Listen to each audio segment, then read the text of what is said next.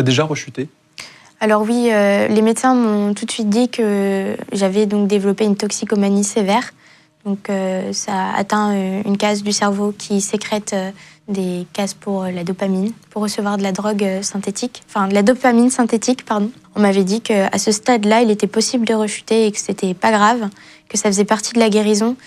Et j'ai rechuté, oui, 5 fois en 2 ans.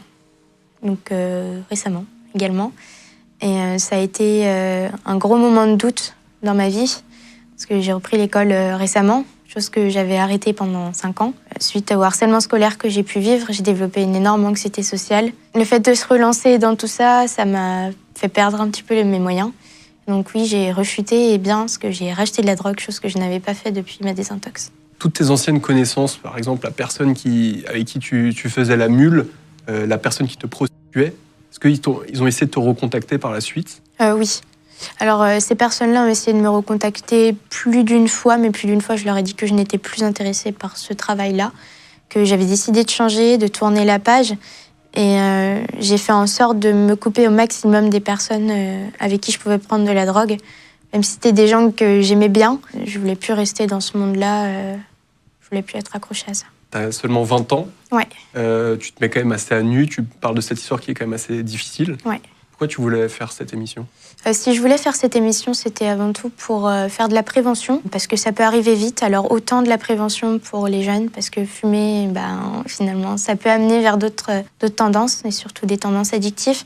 Il y a aussi le harcèlement, ça part vite très loin. Il serait temps que le corps enseignant et politique prennent des vraies décisions. Idéalement, dans la suite de mon histoire, j'aimerais pouvoir intervenir dans des écoles pour informer sur le harcèlement, pour informer sur les tendances addictives. Pourquoi pas écrire un livre aussi, mais ça prend du temps. Et avec les trous que j'ai, c'est pas facile. J'ai quelques petits projets qui, j'espère, pourront être réalisés par la suite. Et puis, il y a toujours une belle fin derrière un tas de mauvais nuages, si je puis dire ça comme ça.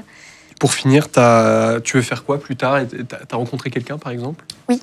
Alors, plus tard, j'aimerais aller loin avec cette personne avec qui je me suis fiancée. Cette personne qui a accepté, dès le soir même où est-ce que je l'ai rencontré, c'était pas censé être sérieux. Et finalement, je lui ai dit, écoute, si tu veux qu'on se connaisse plus longtemps, il faudrait d'abord que tu saches ce qu'il en est de mon passé.